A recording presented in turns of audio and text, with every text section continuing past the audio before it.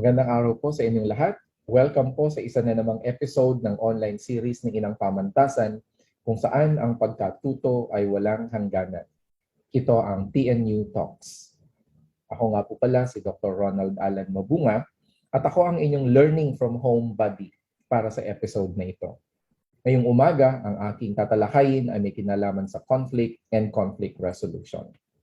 Kagaya po ng dati ng mga naunang TNU Talks, i-comment ang inyong mga katanungan o ang inyong mga kuro-kuro tungkol sa ating episode ngayong araw. At huwag kalimutang i-like at i-share ang ating episode ngayong umaga.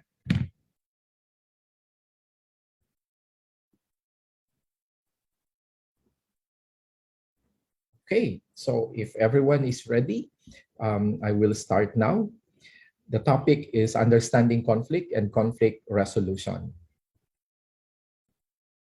For this morning's presentation, I'll be answering the following questions. 1, what is conflict? Number 2, why do conflicts arise? 3, what is conflict resolution? 4, what are the negative and positive views of conflict? What are some of the conflict metaphors? And lastly, what are the typical conflict resolution styles? Or meaning to say, how do we respond normally to a conflict situation? So for the next 30 minutes or so, I'd like you to concentrate on the following topics or subtopics, and I hope that you will be able to learn something from this morning's TNU Talks. Okay, so let's start. Conflict is an expressed struggle between at least two interdependent parties who perceive incompatible goals, scarce resources, and interference from others in achieving their goals. That's according to Wilmot and Hocker in 2007. So given this particular simple definition, it has a number of concepts in it. One is the express struggle, that there is a manifestation of such a struggle. 2, that such struggle is between two or more interdependent parties. The parties can be 2 persons or more than 2 persons. It could be 2 nations, 2 groups, 2 organizations, or more than 2. And they have this incompatibility in terms of their goals and in terms of the scarce resources. And when we talk of scarce resources here, we're not just talking of economic resources. It could be a position in the, let's say, leadership position, for instance, in an organization, and some other things. And there is that interference from others in achieving such goals. So that's one definition of conflict, which is almost the same with the definition provided also by Wallensteen in 2007, saying that conflict is a social situation in which a minimum of 2 actors or parties strive to acquire at the same moment in time, an available set of scarce resources. And as I said earlier, when we talk of scarce resources here, we're not just talking of economic resources, but some other aspects. Why do conflicts arise? So what are the reasons for the conflicts? It could be because of territorial disputes. Like the Philippines, we have some territorial disputes with China and some other claimants of the West Philippine Sea. The Scarborough Islands and even Sabah. And there are other countries that are having disputes because of some territorial problems. Because of social injustice, victims of oppression, victims of human rights violation, perhaps, of their governments. And these are also typical and are happening in many countries in the world, not just in the Philippines. Search for statehood. A typical example for this is the conflict between Israel and Palestine, which has been there for quite some time, and where both nations are actually hoping and searching for their respective statehood. Ethnic and religious animosity. We have so many cases of conflicts and even wars in the past that are due to differences in ethnicity and differences in religious beliefs. And unfortunately, up to now, there are some places in the world where ethnic and religious animosity is still becoming the source of conflicts and even wars. Ideological and power struggle. Remember the Cold War in after the Second World War between the United States and that of the former Union of Soviet Socialist Republic. So, and there are still some ideological and power struggle conflicts at the moment. Trade and market competitions, when we're talking of economic competitions between and among nations, or contest over economic resources. What else are some of the reasons why conflicts arise? Coercion. If someone is forcing you to do something that you do not want to do, that's coercion. And of course, there will be conflict there. Misunderstanding can be a cause of conflict. Misperception, miscommunication, and these are typical of that of the interpersonal conflict. So if there is the international conflict, the national conflict, the intergroup conflicts, there is also what we call the interpersonal conflict. And oftentimes, these are some of the reasons why those conflicts are arising. Defense of honor is a major cause of conflict. Desire for revenge is also another one. Gaps between expectations and results. So what do we mean by that? Some people are expecting to get this, but because of certain situations, they prevented them from receiving or getting such expectations or getting such results because of other factors, because of other actors or other parties.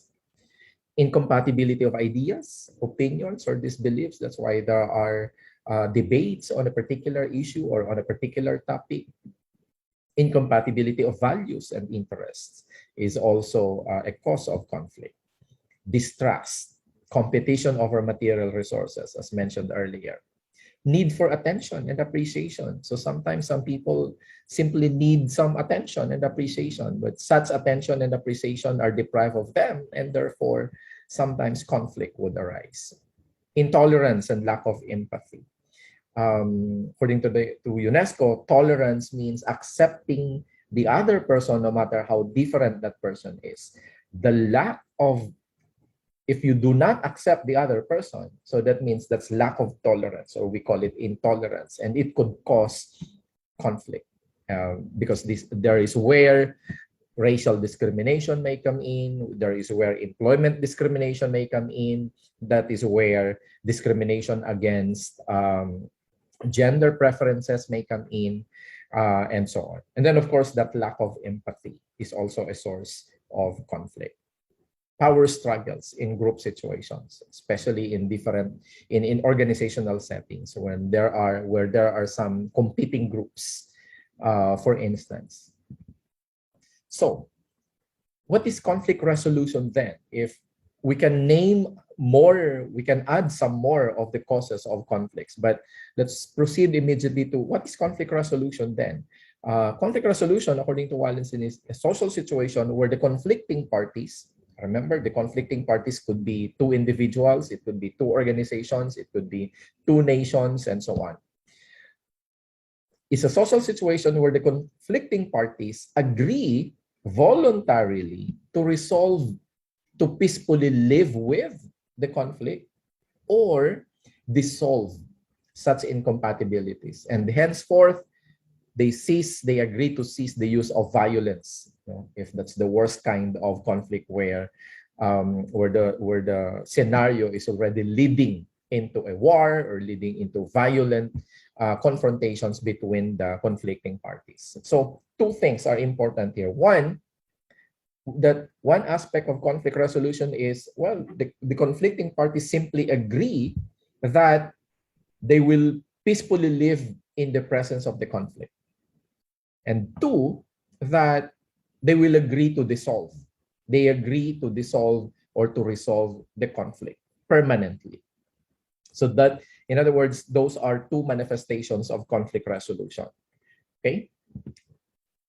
What are some of the negative views about conflict? Before we go into the conflict resolution styles, what are some of the typical negative views of conflict? One, that harmony is normal and conflict is abnormal. That to be peaceful is normal, but having conflict is not normal or abnormal. Why is it a negative view? Well, because conflict is not necessarily abnormal. conflict can be normal, that it is part of our life. That's why it is a one-way view of conflict. It can even be considered as a relatively quite a myopic view of conflict. Conflicts and disagreements are the same phenomenon. Not necessarily. When you talk of conflicts, conflicts may be deeper, may need more analysis, may need more examination in order for it to be resolved, as opposed to disagreements, because disagreements can be just in terms of communication. It could be just in terms of misperception, misunderstanding, and so on. So disagreements, according to experts, may be easier to resolve as opposed to conflicts. Okay? Conflict is a result of personal pathology. Sometimes some people have that notion that, oh, that person is coming from an evil family, from a very violent family, or that person has a violent history, and so on.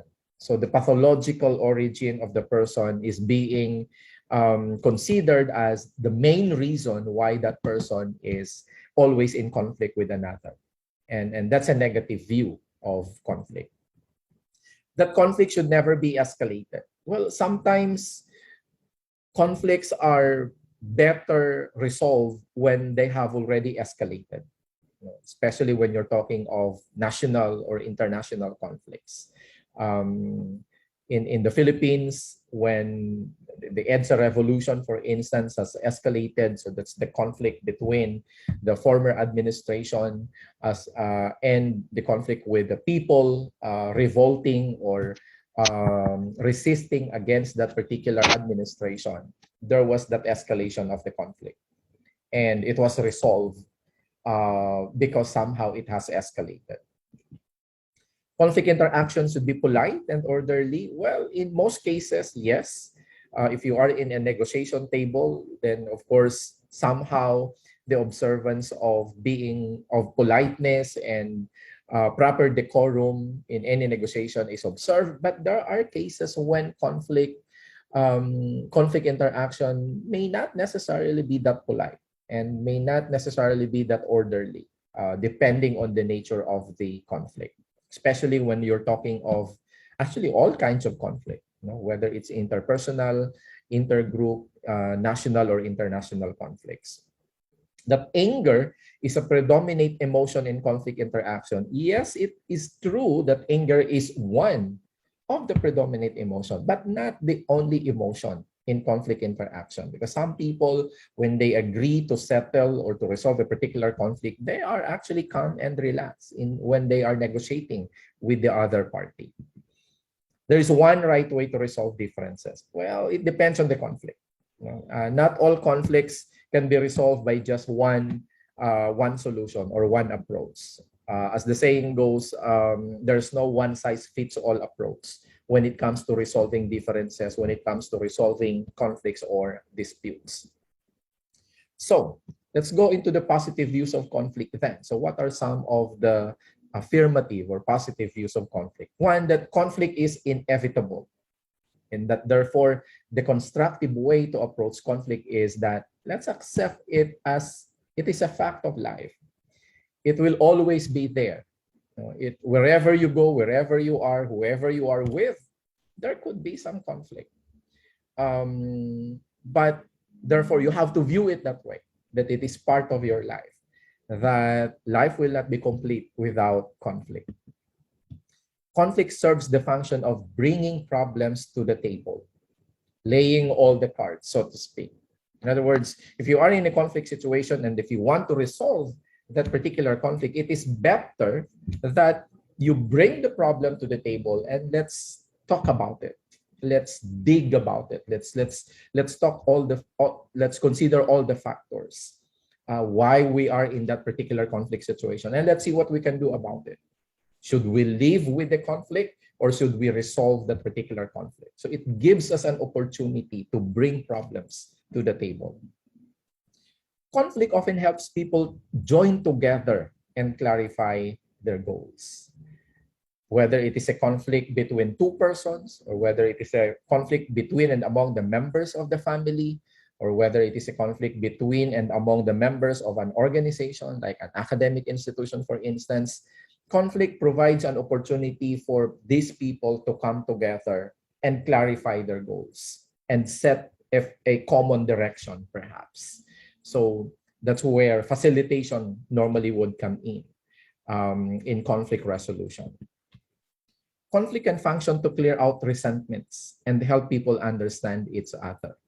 So when people are in conflict, whether especially in an interpersonal conflict, when they so decide to resolve the conflict, to sit and talk about the conflict, then it provides an opportunity for them to clear out such resentments. And basically, it helps them understand each other better. And that's the positive view of conflict. There are also some metaphors of conflict, and I'd like to talk about them for a while. There are three clusters or three groupings of these metaphors. One is the win-lose metaphor. And in the win-lose metaphor, one of the perspective there, or one of the metaphors, is that conflict is warlike and violent. That conflict is all about war. That conflict is all about violence. That all kinds of conflict would require violence. Not necessarily. So that's why if it is within the metaphor, in that kind of metaphor of conflict, in a war, in violence, one party wins, the other party loses, or one party is hurt, or both parties are hurt. So that's why it says it's a win-lose metaphor. Conflict is explosive, that the emotions, the outburst of emotions will always be there. And it is still considered as a win-lose metaphor. It is a trial, just like in litigation. And we know that in a court litigation, one party wins, the other party loses. So it is a win-lose metaphor of conflict. That it is a struggle, that there will always be those two parties struggling against each other. And in the struggle, one party will win and the other party will lose. It is an act of nature, just like natural calamities, for instance, or natural catastrophes. It is an act of nature, which means that you cannot do anything about it. So that's another metaphor. That conflict is animal behavior, that what manifests among those parties involved in the conflict is their animal behavior, their instinct of survival. And so the idea is for them to win over, or to win against the other party. It's a mess. That conflict is a mess. Yes, it is a mess, but it depends on the conflict. But there are conflicts that are really quite messy, very stressful, and it drains people. No, it drains. It's draining emotionally, psychologically, and in some cases even financially. And there is a communication breakdown in conflict. And since there is a breakdown in the communication, then there will always be the win and lose situation or context there. The conflict is a wound that it has to be healed. But since there is a wound first, so the way to heal it is sometimes painful. No, and it could be painful to both parties, or it could be painful to one party and less painful to the other party. So that's the win-lose metaphor. The other metaphor is the neutral or objective metaphor of conflict. The conflict is a game, and just like in a game, depending on the strategies, depending on the tactics that one party and the other party will introduce or will use, then there is where those factors would determine the outcome of that particular conflict. Conflict is a heroic adventure. Historically, there are some cases where in national conflict and even in international conflict, some heroes or heroines are emerging, and that's why it says conflict is a heroic adventure.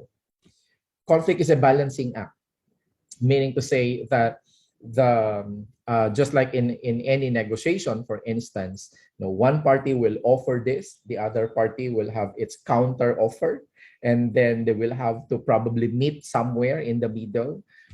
So there's a balancing act between and among the parties based on their tactics and based on their strategies. And there's the third one, which is called the transformative metaphors of conflict. So what do we mean here by the transformative metaphors of the conflict? That conflict is a bargaining table.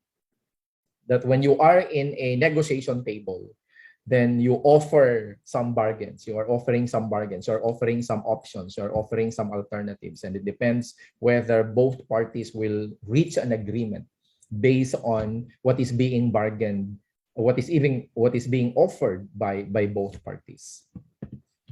It is a tide. Tide meaning, sometimes the tide is high, sometimes the tide is low. So it's where does transformation come in? Transformation will come in terms of where do you address the conflict? Is it when the conflict is that high, or is it when the emotions of the conflict is at that level or at the very low level, or is it in between? So that's why it's considered as conflict is a tide. It's a dance. Conflict is a dance. So when you are dancing to a tune, to a music, of course you have to be in sync with one another, because if you are in sync, then there's no conflict. But if you are not in sync with one another, then there could be conflict. So how do you address it in order for it to be transformative? Then you'll have to talk about it. Whether you will be moving your left foot or your right foot, or whether you will be moving to the side or to the front or backward, you have to talk about it. And that's why it's like a conflict, that you have to talk about it so that you will agree on what moves to do. It's a garden. Conflict is a garden. So what does that mean? Well, it depends. In a garden, if you plant a seed and you nurture it, then it will grow. So it's the same thing. In a small conflict will grow if you will nurture it. In other words, if you will not address it from the very beginning and you will let it grow and grow and grow and escalate, then just like a garden that you are nurturing a particular plant or a seed, then it will grow. So, but depending on how you are addressing it, then it becomes transformative as well on both parties. Conflict resolution as quilt making. You know what quilt making is? There's a sheet that is being sewed or sewed rather. So in countries where quilt making is prevalent, they would agree on the design. They will have to agree on the design. Are we making a design on this side or a design on this side? What kind of illustrations are we going to put into the particular quilt? They have to agree, because not just one person is working on the quilt. There are several persons working on the quilt, and therefore they have to agree on how to go about completing or finishing the product, the quilt, just like a conflict. Are they going to resolve the conflict? No. Are they going to address the conflict? Yes. And so depending on their choices, then that would determine the output or the outcome of that particular conflict. Conflict is a musical improvisation. Just like in number 3, conflict is a dance. In musical improvisation, it's almost like, well, are you out of tune, or are you in tune, or do you want to introduce some other tune into the music, some other lyrics into the music? So it's like conflict. There are so many intervening factors that may either escalate the conflict or that may probably reduce the emotions of the conflict. Just like in the music, where you are trying to either follow all the lyrics or you want to introduce some lyrics into it to make it better. So that's what conflict also is all about. So on to my last topic on conflict management style. So earlier I talked about a brief description of what conflict is all about, the reasons why conflict arises, the positive and negative views of conflict, and I also talk about 3 clusters of the metaphors of conflict. This time I'll be talking about, okay, so if you are in a conflict situation, what do you do? or what do you often do? How do you normally address a situation or a conflict situation that you are into? Now, one of the typical approaches or management styles in conflict is that of the turtles. And what does it mean? These are the people who tend to withdraw to avoid conflict. They give up personal goals and relationships. They just don't care. I don't care about you, and I don't care about the work, that we are doing or that you are doing. They stay away from controversial issues. They just don't want to be involved in any conflict at all. They believe managing conflict is helpless or hopeless. Okay. In a more academic perspective, avoiding means that the person is unassertive and uncooperative. The individual does not immediately pursue his or her own concerns or those of the other person. I just don't care. He or she does not address the conflict. Avoiding also may take the form of diplomatically sidestepping an issue, postponing an issue until a better time, or simply withdrawing from a threatening situation. When do you normally use avoiding? Have you ever in that kind of situation? When do you use avoiding? Well, when the conflict is meaningless, if it has nothing to do with you, if it has nothing, there's no effect to you at all, you may not want to be involved in that particular conflict. When you do not have enough time to manage the conflict, or when you are not sure how you feel about the issue yet. Sometimes if you are a teacher and there is some conflict in the department, or there are some conflicts, for instance, in the institution, but it doesn't really affect you at all, or the effect is quite indirect on your end. So your tendency is, I won't be part of that conflict. So that's a typical example, for instance, in an academic institution or in an organizational setting. The next one is shark. So who are the sharks? Well, the sharks overpower opponents by attacking and intimidating, just like a shark. Okay. They refuse to abandon their goals under any circumstance. What is important to them is their goal, their objective, their interests. They do not value personal relationship. In Filipino, we call it trabaho lang, walang personalan. They are not influenced by the need to be liked. I don't care. These people, they don't care if they are being liked or not. It's not their main concern. And they believe conflicts are solved by winning and losing. Remember the metaphor earlier, the win-lose metaphor earlier? So these are the shark people. They feel proud in winning, of course, but inadequacy in losing. The objective of the sharks here is to win. Okay.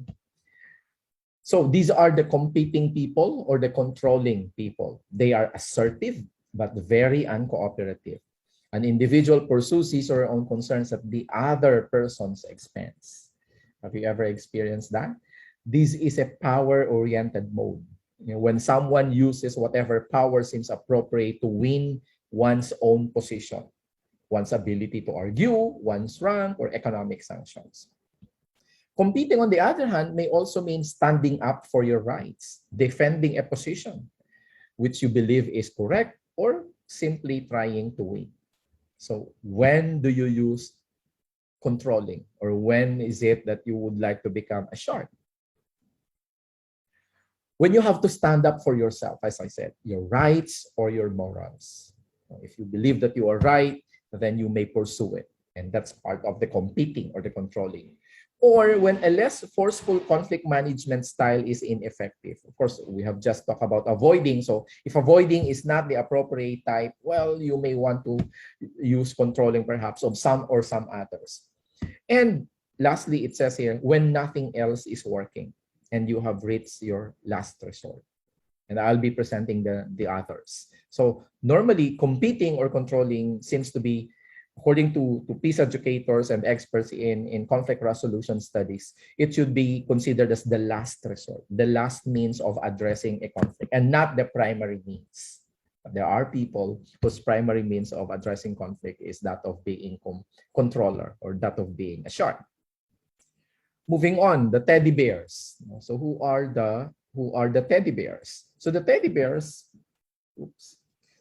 they think relationships are very important. So what is important to them is their relationship with the other party. They consider their goals of little importance. Okay. They want to be liked and be accepted. They don't want any trouble. They value harmony. I'd rather be in a peaceful situation with that person as opposed to having a conflict with him or her. They believe conflict damages relationships. I don't like to be in that conflict situation. Will give up goals to preserve a relationship. What is more important to them is their relationship with the other party.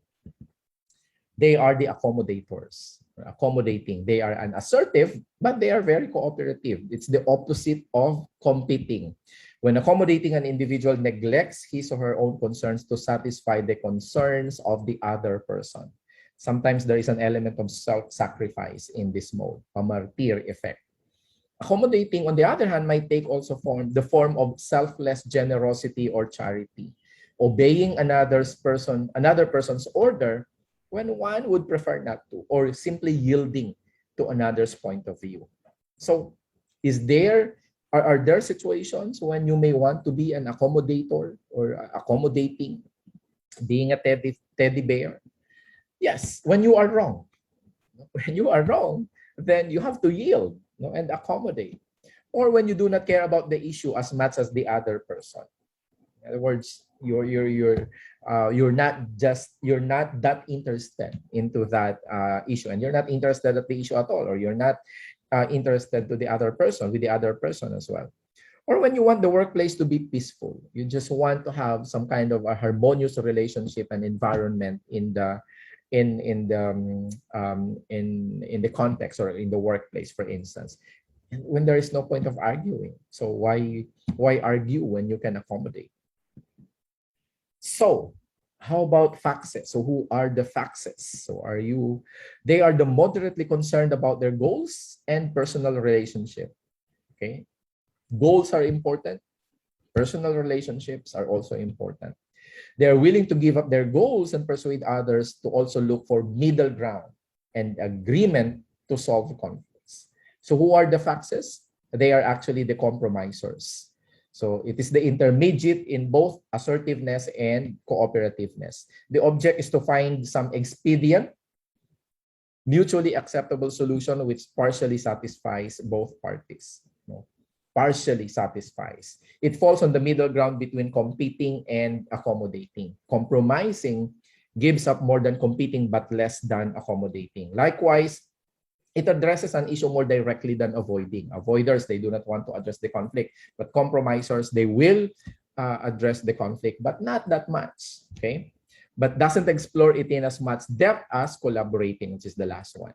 Compromising might mean splitting the difference, entering into a middle ground or an agreement somewhere in the middle, exchanging concessions or seeking a quick middle ground position. When do you use it? When do you use when do we use, sorry for that, when do we use compromising?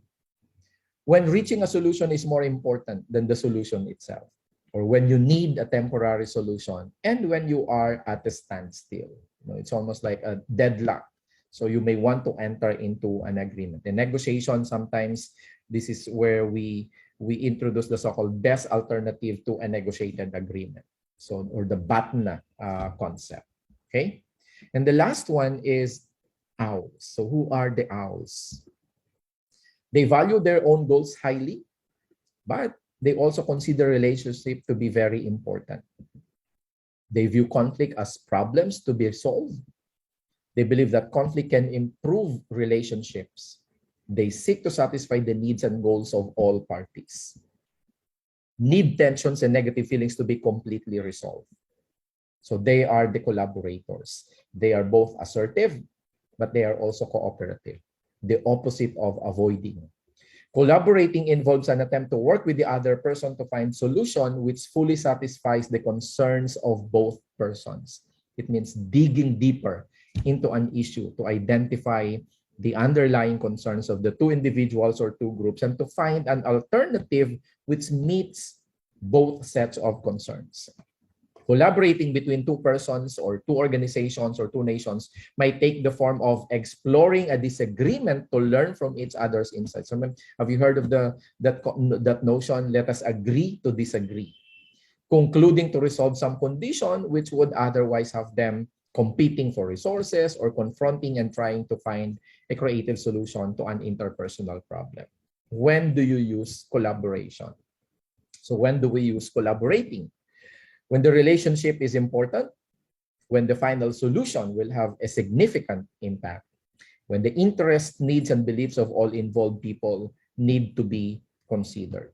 In the family setting, in an academic setting, in an organizational setting, and even in the national and international setting, collaboration is always being considered. Okay? So, in summary, when you talk of the 5 conflict resolution skills or conflict management styles, they are talking about the importance of achieving goal on one side, and the other one is the importance of relationship. And you can see here that when you are an avoider, one or both parties seek to suppress the conflict. So it's low on importance of achieving goal and low on importance of relationship. While accommodating is high on importance of relationship. What is important to them is their relationship. That's why one party yields the win to the other party. Okay. Competing, on the other hand, is high on the importance of achieving goal.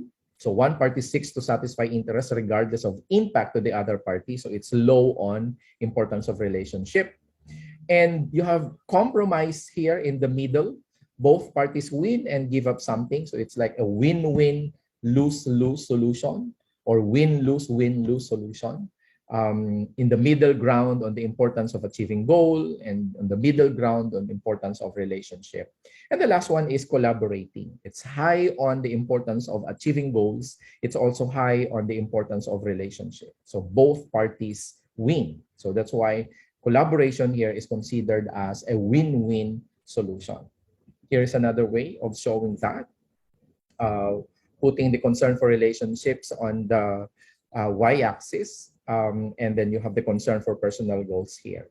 So you have here the avoider, collaborator, the compromiser, the controller, and the accommodator. So I think that ends my presentation this morning. I hope that you were able to get something from my presentation. If you have any questions, I'll make myself available for some questions on the live discussions, hopefully. But otherwise, you can send me an email here in my official email at the university. And I look forward to reading some of your questions or comments to this presentation. So thank you very much to everyone. And I hope that you learned something from this morning's session. So muli, ako si Dr. Ronald Allan Mabunga at sumainyo ang TNU Talks. Stay safe everyone and God bless.